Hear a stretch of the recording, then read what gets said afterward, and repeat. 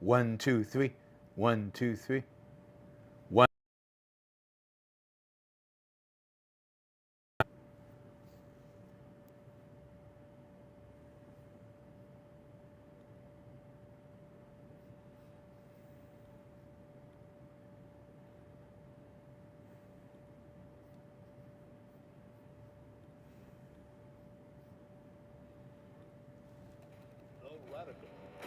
Fundamental principles of freedom, rational self-interest, and individual rights.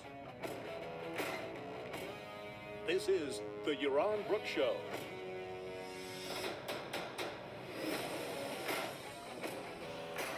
All right, everybody, welcome to the Yaron Brook Show on this September 21st. Live, being broadcast to you live from Herzliya, Israel. So I'm in the center of Israel now, just a little bit north of Tel Aviv. I was in Haifa this morning, an interesting time to be in Haifa and in the north of Israel. We'll get to all of that in a little bit. Thanks for being patient with me. I know I haven't done as many shows as you probably used to. Probably accelerate the pace a little bit the next few days. Hopefully there'll be a show tomorrow night, maybe on Monday night, and then we'll see. Then, of course, starting Saturday, I am back in Puerto Rico, and I think on Saturday we have an AMA. So get ready for that. Let's see, and then we'll do a bunch of shows next week and during October. Although I am going into having shoulder surgery in October, so there might be some lag in early October as I deal with surgery and checkups and all of that stuff. But we'll see. We'll take it 1 week at a time. Anyway, welcome. And as I said, I'm still in Israel. I'll be here until Tuesday. I fly Tuesday night. Last time we talked was the day of the Beeper. The Beeper attack probably will go down in the history of warfare as one of the greatest achievements of any military intelligence force in history.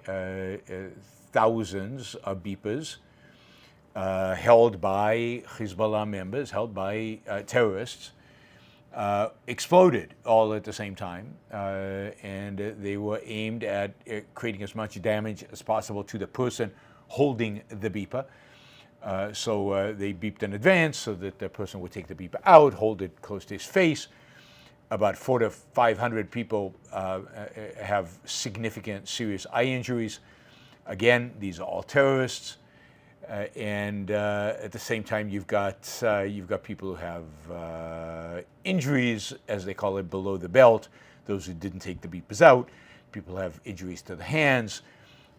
Something around somewhere between 3,000 to 4,000 people were injured. Some were killed.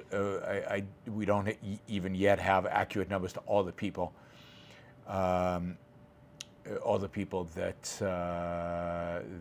have been killed. The next day, a bunch of walkie-talkies and other electronic devices, again in the hands of Hizbollah terrorists, exploded, killing even more people. Walkie-talkies are bigger. These electronic devices are bigger, and the amount of explosives that were put inside were more significant. And again, even more people were killed in this one, and about 500 Hezbollah members were injured. Basically, you've taken about 4,000, 4,500 Hezbollah members out of commission in those two attacks, and really with minimal collateral damage, with minimal civilian casualties. One of the things that is so outstanding about these attacks is that they pinpointed, in 90+% of the cases, the people who are terrorists. And the people who did get hurt are people who are associated with terrorists, people who are close to terrorists, people who are family members of terrorists. But this is all targeted towards terrorists. Now, we'll talk about what happened yesterday, the bombing of the Hizbollah leadership yesterday in a minute, but let's talk a little bit more about the BIPA and electronic devices attack. It is,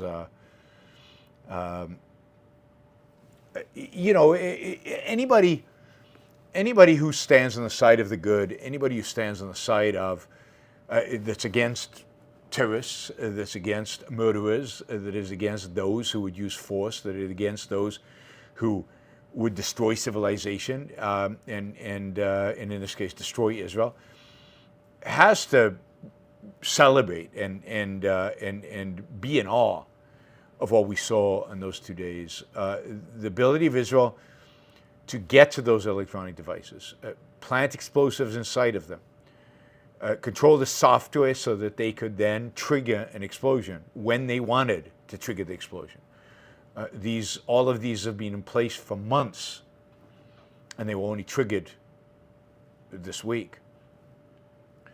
It is an amazing achievement. We don't have all the details, but it is clear that what Israel has been doing over the last 15 years is, one, figuring out how to booby trap these devices, how to place explosives within them, and then how to, once the explosives are put inside, how to trigger those explosives, how to get them to explode on cue. These are not simple achievements. These are difficult technological achievements, and it took a lot of work by tech-savvy people within the Israeli military and security services to figure this out. It's also not clear that when they try to figure it out, they were working with pagers or particularly walkie-talkies, but I think more generally electronic devices, because ultimately it's only relatively recently, in the last few years, that Hezbollah has decided to shift to pages to get away from phones, from smartphones and things like that. So Israel would not have had a very long time to kind of adjust to, okay, now we really need to put the explosives in pages. That is a relatively recent phenomenon. But it seems like what Israel has done is created a number of shell companies, basically owned and operated by the Mossad, the Israeli equivalent of the CIA, and that those companies have contracted with suppliers, with people who get contracts for these kind of electronic devices, and position themselves to get orders from Hezbollah, and then appearing as a legitimate company operating probably somewhere in Europe, but they built the pages. So it wasn't like they interceded the supply chain. It's not like they hijacked a boat full of pages and injected explosives into it. It's much more like the Israelis actually built the pages.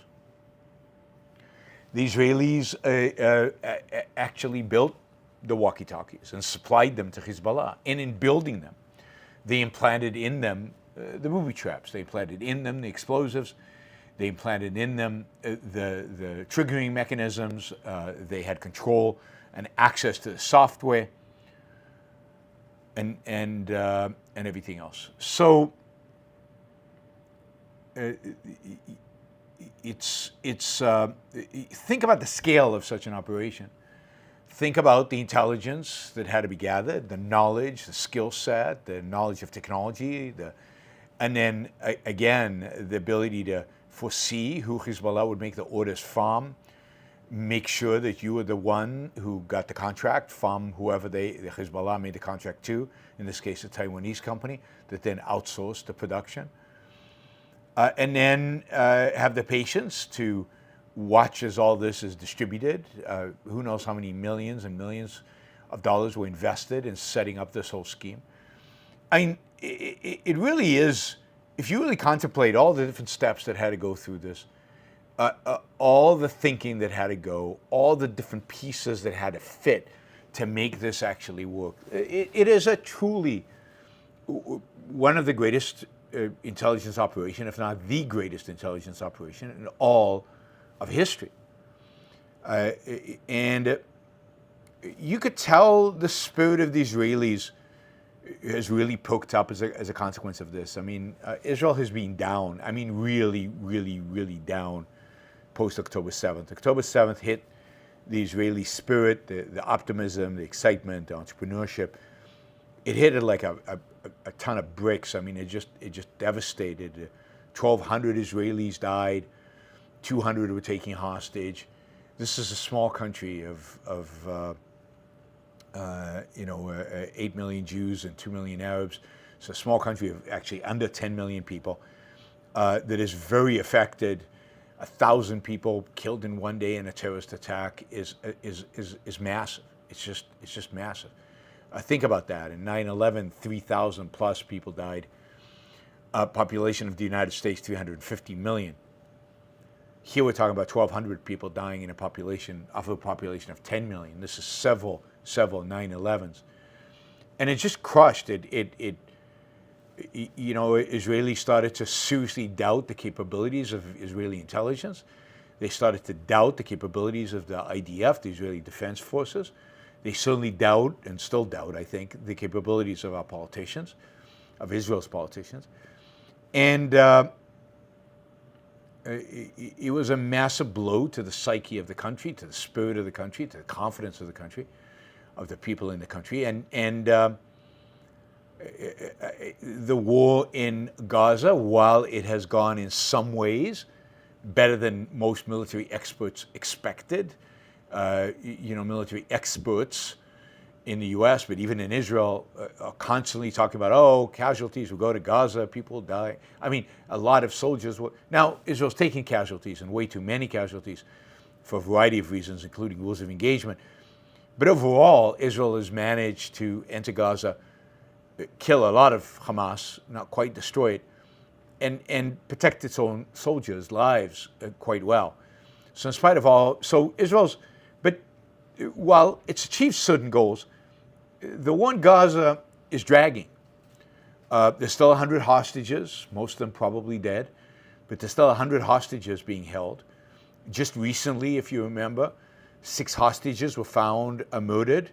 They had been shot right before the Israelis found them. So the Hamas, realizing that the IDF was getting close, shot the hostages and ran away. By the way, two of the Hamas who shot the 6 prisoners were killed today in an attack in Gaza. At least that's what the Israeli IDF is claiming. I'm not sure how they know exactly, but that's what they're claiming. So the Israeli spirit has been very low. In addition, and this is stunning to me. People don't hold this context, don't understand it, don't really know this. But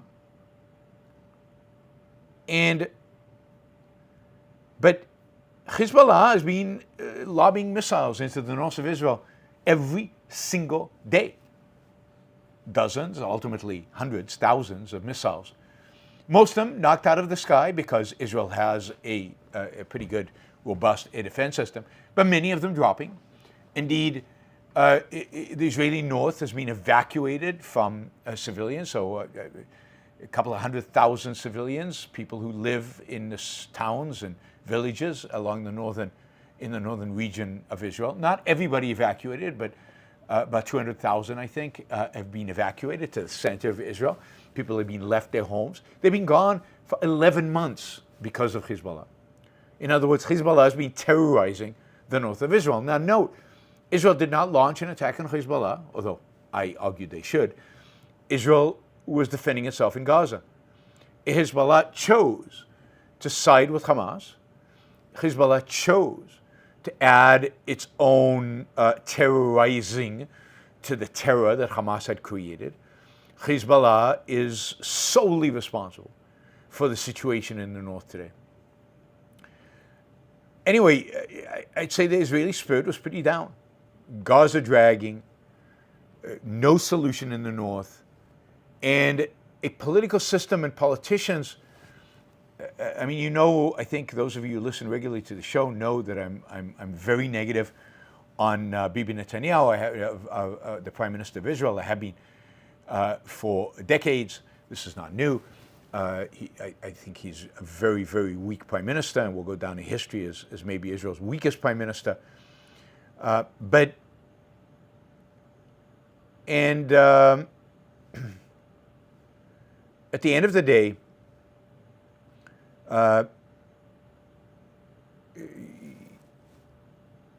sorry, I'm being distracted by the chat, which I should not look at. So I should just.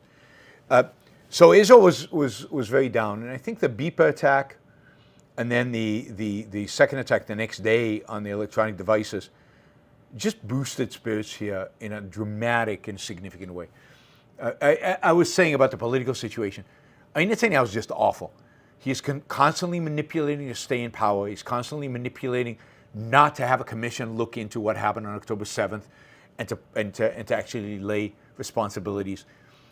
He is refusing to take personal responsibility for what happened on October 7th.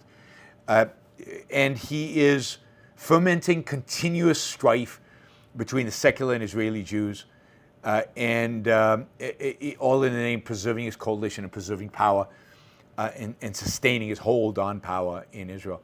The guy is, I've never seen quite a power luster of his magnitude. I mean, he really is awful. Just as all of this was going on, he was manipulating to bring in a new defense secretary, kick out his existing defense secretary, all in the midst of a war, all in the midst of Israel's biggest crisis maybe since its founding, changing the government right in the middle of it, all in an effort to bring some more coalition members in so he can keep the government going and also get some agreement about not drafting the ultra-Orthodox.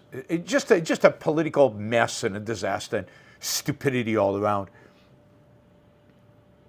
Anyway, I think what's happened over the last week has really boosted everybody's spirits. At the same time, everybody's very afraid. The reality is that a war with Hizbollah could easily become a war with Iran, which would mean potentially a war with certain elements within Syria, which could get reinforcement from elements in Iraq. I mean, it could be a major war at the same time as Israel is heavily occupied in Gaza and has, you could argue, its hands full in the West Bank with terrorists over there. And can Israel cope in a multi-front war? Can it deal with a Hezbollah? Many people on Israeli television have been going on television in the last few months and saying Israel cannot deal with Hezbollah. Israel cannot deal with Iran. It doesn't have the capabilities. The army's too weak. The army's too small. And Israel certainly has certain weaknesses when it comes to the military. So the kind of show of competence, I mean, extreme competence. And here we're not just talking about competence in an operation. We're talking about somebody sitting down years ago and laying out a plan. Because creating shell companies and building beepers and pages and walkie-talkies and stuff like that doesn't happen in a day. We're talking about a long-term plan. It was hatched who knows how long ago. Some say 15 years ago. And, inserting themselves into the supply chain and pulling this off with such accuracy.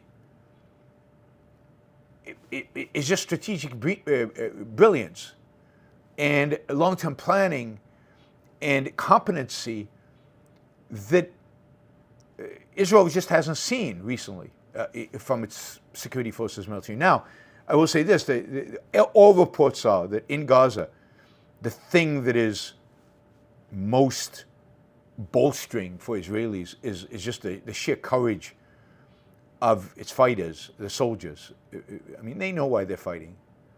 They've seen the videos of October 7th. They probably had family members or friends or who were affected, killed, kidnapped, injured.